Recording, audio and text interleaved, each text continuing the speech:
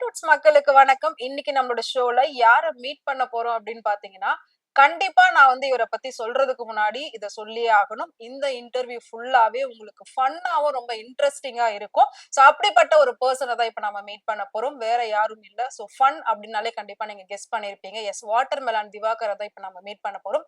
Meet பண்ணி அவருக்கு நடந்ததெல்லாம் என்ன அப்படின்ற அந்த சுவாரஸ்யமான நிகழ்வுகளா கேட்டு தெரிஞ்சுக்கலாம். வாங்க ஷோக்குள்ள போலாம். வர்றவங்கள ஃபுல்லாமே இந்த மாதிரி அவமானப்படுத்தி தப்பா ப்ரொடெக்ட் பண்ணி வியூஸ் வாங்கி சேனலை டெவலப் பண்றதா அவங்களோட மோட்டாவா வச்சிருக்காங்க.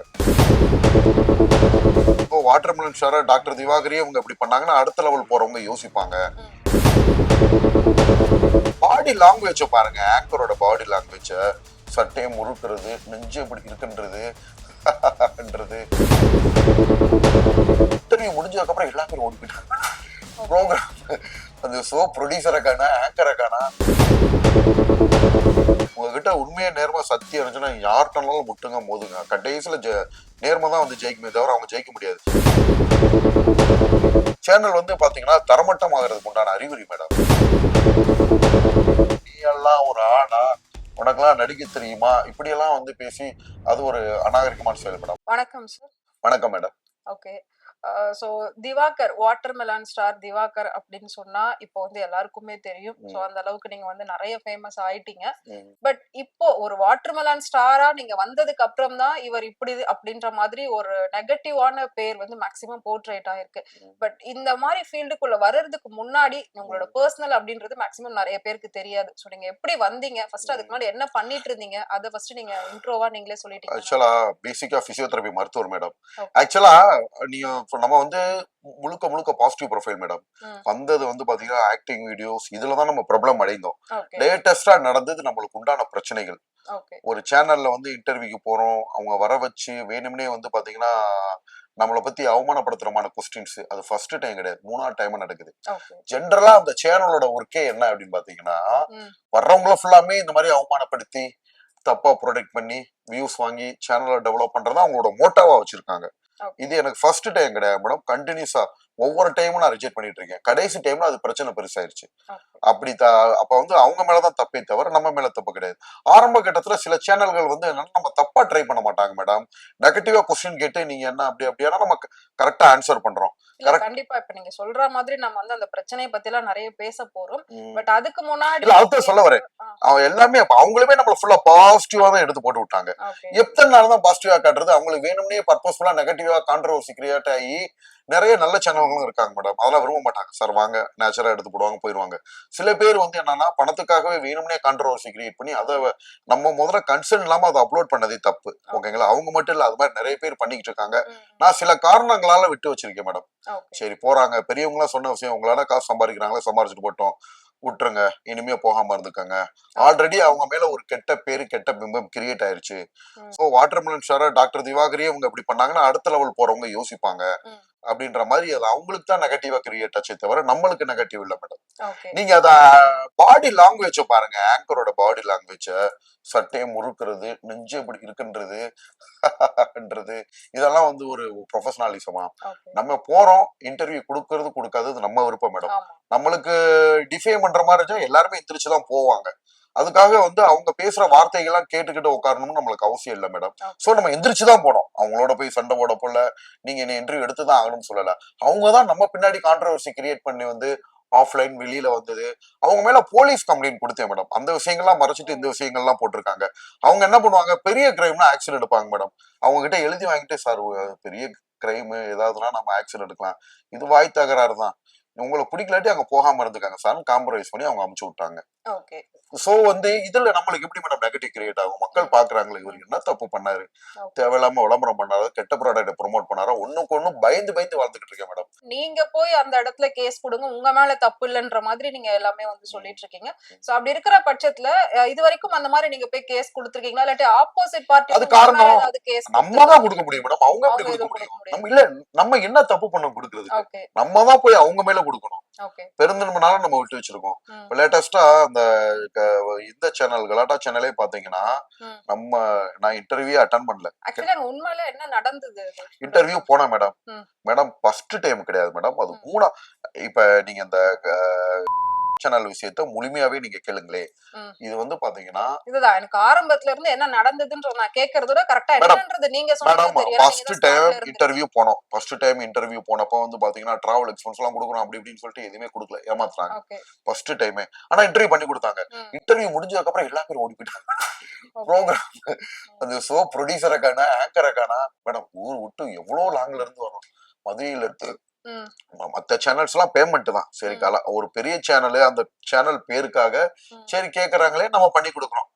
அப்ப முடிஞ்சதுக்கு அப்புறம் எல்லா பேரும் ஓடி போயிட்டாங்க மேடம். குடுக்குறோம் மறுநாள் குடுக்குறோம் கடைசியில கொடுக்கவே இல்லை. ஃபர்ஸ்ட் டைம் எவ்வளவு நேரம் ஃபர்ஸ்ட் அங்க உட்கார்ந்து பேசுனீங்க? 1 hour. ஃபர்ஸ்ட் டைம்ன்றது ஆரம்பத்துல ஒரு 10 months பிஃபோர், ஆரம்பத்துல நம்ம 10 months பிஃபோர் இருக்குல்ல, அப்ப ரெண்டாவது ஒரு இன்டர்வியூ எடுத்தாங்க. அப்பயும் இதே மாதிரி தான் நெகட்டிவா உட்கார வச்சு அவமானப்படுத்துற மாதிரி கொஸ்டின் கேட்டாங்க. அப்பயே நான் ஆங்கரை மாத்த சொல்லி சத்தம் போட்டேன், அப்பா நீங்க பண்றது தப்பு. நெகட்டிவா கூட்ட அப்ப கூட வந்தவரு எனக்கு கை கொடுத்தாரு. ஏன்னா ஒரு சேஃப்டிக்காக தான் வந்தாரு. இவங்க இதே வேலையை தான் பண்றாங்க, கொஞ்சம் நீங்க அலர்ட்டாவே இருங்க, இதே ஸ்டாண்டர்ட்ல இருந்து மாறாதீங்கன்னாங்க. உட்கார வச்சு அப்ப நான் சொல்லிட்டேன், அப்பா சாமி நாளுக்கு நாள் growth ஆகிட்டு போறோம்.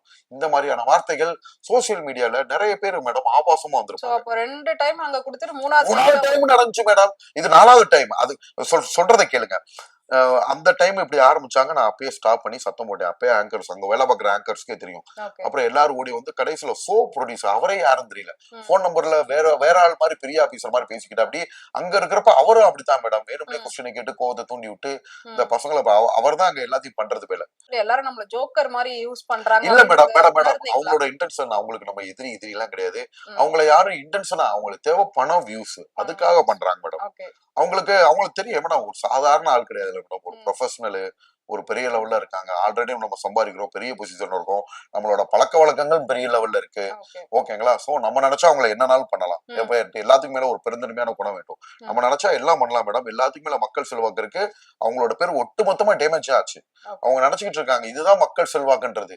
உண்மையும் சத்தியமும் யாரும் பெரிய ஆள் சொன்னால்தான் 2வது விஷயம் மேடம்.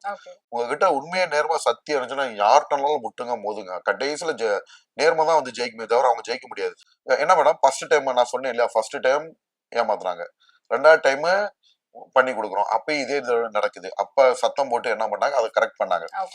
3வது டைம் இப்ப நான் இன்டர்வியூ கொடுத்தேன்ல, அதுக்கு 2 மாசத்துக்கு முன்னாடி ஒரு இன்டர்வியூ கொடுத்தேன். அப்பயும் இதே கதை தான். உட்கார வச்சுட்டு என்ன பண்ண அப்படியே ஒரு ஆளு அது இதுன்னு சொல்லி ரொம்ப கேவலமா கேட்டாரு. ஸ்டாப் பண்ணிட்டு ஸ்டாப் பண்ணுன்னு சொல்லிட்டு ஒரு தடவை நமக்கு நெகட்டிவ் ஆகும்போது நீங்க எப்படி மேடம் ஒரு விஷயம் ஓபனா சொல்லவா நீங்க சொன்ன மாதிரி கட்ஸ் தான். ஒரு தடவை தப்பு நடந்துச்சுன்னா அடுத்தடுத்து நடக்கவா போகுது. 3வது டைம் ரொம்ப பிரச்சனை பெருசாச்சு. அப்பயே அவங்களும் வீடியோ எடுத்தாங்க, நானும் வீடியோ எடுத்தேன் உள்ளுக்குள்ள. இதுவே முதல்ல அந்த சேனலுக்கு அசிங்கம். கண்டிப்பா சேனல் வந்து பாத்தீங்கன்னா தரமட்டம் ஆகிறதுக்கு உண்டான அறிகுறி மேடம். ஏன்னா எல்லாருமே கிளைண்ட்ஸ் இன்டர்வியூ வச்சுதான் அவங்க சம்பாதிக்கிறாங்க, யாருக்கும் அவங்க பணம் கொடுக்கறது இல்ல. அப்படி இருக்கிறப்ப இப்ப நடந்துச்சுல, அதுக்கு 2 மாசத்துக்கு முன்னாடியே நான் வீடியோ கிளிப்பிங்ஸ் எல்லாம் எடுத்து வச்சிருந்தேன். அந்த ஆங்கர் பாவம் மேடம், இப்ப அந்த பையன் ரிலீவ் ஆயிட்டாரு. அவருக்காக தான் நான் அந்த வீடியோ ரிலீஸ் பண்ணல, அப்படியே விட்டுட்டேன். சரி ஓகே, அவங்க பண்ண தப்புக்கு இந்த பையன் அதை விட்டு ரிலீவ் ஆயிட்டாரு. அப்பயும் அப்படிதான் அவர் வந்து இதே மாதிரி கொஸ்டின் கேட்டு நான் இன்டர்வியூ வேணாம்னு சொல்லி ஆங்கரை மாத்துங்கன்னு சொல்லி அப்புறம் திருப்பி பிஆர்ஓ ஓடியா வந்து இல்ல சார் நீங்க எடுங்க அப்படின்னு சொன்னதுக்கு அப்புறம் தான் சொன்னேன், இனிமே அந்த மாதிரி பண்றதா இருந்தா டீசெண்டா எடுங்க, மாதிரி பண்ணாதீங்கன்னு சொல்லி அதே மாதிரி டீசெண்டா எடுத்தாங்க. அதுலயே அவங்களுக்கு நல்ல வியூஸ் மேடம் போச்சு. அவங்களுக்கு எக்ஸ்ட்ரா பெர்ஃபார்மன்ஸ் வேற பண்றேன், எல்லாம் முடிஞ்சல. இல்ல நீ இந்த ஸ்டெப் டான்ஸ் போடுறேன், நீ இதை எடுங்க, இது அதெல்லாம் எடுத்து போட்டு அவங்களுக்கு பில்லியன் வியூஸ் சம்பாதிக்க தான் செஞ்சாங்க. நல்ல விஷயங்களை காட்டலாம், வியூஸ் நல்லதான் போச்சு. அன்னைக்கு அதே மாதிரி திருப்பி பழைய மாதிரி ஆரம்பிக்கிறாங்க மேடம். எதுக்கு இது ஆரம்பிக்கிறாங்கன்னா நம்ம மேல தப்பு கிடையாது. ஒரு கமலா தியேட்டர்ல படம் பாட்டு வர்றேன் மேடம், வந்துகிட்டு இருக்கப்போ ஒருத்தர் வந்து நீ எல்லாம் ஒரு ஆடா, உனக்கெல்லாம் நடிக்க தெரியுமா, இப்படி எல்லாம் வந்து பேசி அது ஒரு அநாகரிகமான செயல் மேடம். அப்ப 2 பேருக்கும் கொஞ்சம் கிளாஸ் ஆச்சு. அப்பயுமே அவர் கூட நான் ஒண்ணும் போடா எதுவுமே நான் பேசவே இல்லை, போடான்னு வாடான்னு சொல்லல, திட்டல, எதுவும் பண்ணல. நான் நடிச்சு காட்டுறேன்ப்பா, நானும் தான் ஸ்கூல் லைஃப்ல நடிச்சிருக்கேன்னாரு. எங்க நீங்க நடிச்சு காட்டுங்க அப்படின்னா, நான் அவ்வளவு பேர் முன்னாடி நான் நடிச்சு காட்டுறேன். சிவாஜி கணேசன் நெஞ்சில ஈட்டி குத்தி வர மாதிரி நான் நடிச்சு காட்டுறேன். இந்த மாதிரி கான்வர்சேஷன் போச்சு. இது நம்மளுக்கு கெட்ட பேர் ஆகாது, பேசுனா அவருக்கு தான் கெட்ட பேரா மாறும் மேடம். அதாவது இப்ப வெளியில சார் கூட பேசிட்டு இருக்கப்ப என்ன சொன்னாங்கன்னா, யாரு மீடியா யாரு யூடியூபர்ஸ்னே தெரியாம போச்சு. யூடியூப் சேனல்ஸ்ல கேமராமேனா இருந்தா அவங்களும் மீடியான்றாங்க. அப்போ ஒரிஜினல் ரிப்போர்ட்டர்ஸ் இருக்காங்க இல்லையா, பெரிய சேனலோட, அவங்களுக்கும் இவங்களுக்கும் இவங்க பண்ற தப்புனால அவங்க பேர் கெட்டு போகுது. இப்ப மீடியாவுக்கும் நம்மளுக்கும் பிரச்சனையே கிடையாது. பெரிய மீடியா எல்லாம் பெருமையா நம்மளை எழுதி தூக்கிதான் மேடம் விட்டாங்க, பெரிய சேனல், டிவி சேனல்ஸ். ஓகேங்களா? சோ இவங்க பண்ற தப்பு இவங்களும் மீடியா சொல்லிக்கிறனால வெளியில தப்பா புரிஞ்சுக்கிறாங்க. ஆனா மக்களுக்கு தெரியுது யூடியூபர்ஸ்னா யாருன்ட்டு. அது ஒரு ஃபர்ஸ்ட் பிரச்சனை. 2வது பிரச்சனை தான் ஆரம்பிச்சது. இதுக்கெல்லாம் நான் பொறுப்பு இல்ல மேடம், யதார்த்தமா நடந்தது தானே. என்னை வந்து திட்டினவரு அவர் யாருன்னு எனக்கு தெரியாது. அவரு சென்னையில இருக்காரு, யூடியூப்ல பட ப்ரொமோஷனுக்கு எல்லாம் போயிட்டு இருக்காரு. அந்த சகோதரரை எனக்கு யாருன்னே தெரியாது. இப்ப என்னை இன்டர்வியூ எடுத்தார்ல மேடம், அன்னைக்கு இன்டர்வியூ எடுத்தார்ல, அவருமே எனக்கு யாருன்னு தெரியல. நம்மளோட சப்போர்டர்ஸ் எல்லாம் எடுத்து போட்டிருக்காங்க. அவார்டு ஃபங்க்ஷன்ல என்ன கூப்பிட்டு ஸ்டேஜ்ல ஹானர் பண்ணிருக்கா. அப்படி எனக்கு முகம் தெரியல மேடம். அது எவ்வளவு நாளைக்கு முன்னாடி போனது. அப்போலோ இன்ஜினியரிங் காலேஜ்ல அவுட்டர்ல அதே நபர் தான் என்னை கூப்பிட்டு வாட்டர்மெலன் ஸ்டார் டாக்டர் திவாகர் வந்துட்டாருன்னு சொல்லிட்டு மேல அப்ப ஒரு முகம் ஒரு மாதிரி இருந்துச்சு. அன்னைக்கு நான் ஆக்சுவலா சத்தியமா அதையும் மறந்துட்டேன். எனக்கு பசங்க எல்லாம் திருப்பி அமைச்சு விடுறாங்க. அப்போ அந்த பையன் தான் இவரா அப்படின்றத புரிஞ்சுக்கிட்டேன். அப்ப அது ஏன் மேல தப்பு இல்ல மேடம். கூப்பிடுறாங்க, ஆல்ரெடி பிரச்சனையா இருக்கு, மரியாதைக்காக போய் பண்ணி கொடுக்குறோம். சோ அது அவங்க மேலதான் தப்பு, அவங்க சேனலுக்கு அடி மேடம். மேடம் பாக்குற மக்கள்கள் முட்டாள்கள் கிடையாது.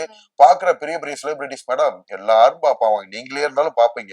அவங்க மேல தப்பு இருக்குன்னு தெரியும். நீங்க வந்து எனக்கு கமெண்ட் பண்ண மாட்டீங்க, உங்க மனசுல நினைச்சிட்டு போயிருவீங்க.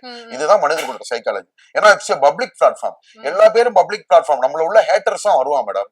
ஏன் ஹேட்டர்ஸ் வந்து என்னை அடிக்கிறாங்கன்னு பாத்தீங்கன்னா மேடம், 10 மாசத்துல மேடம் இறைவன் வந்து நிறைய பேர் சொல்றாங்க, ரஜினிகாந்த் சாரோட ஜாதகம் மாதிரி உங்களுக்கு நல்லா அட்டிக்குது.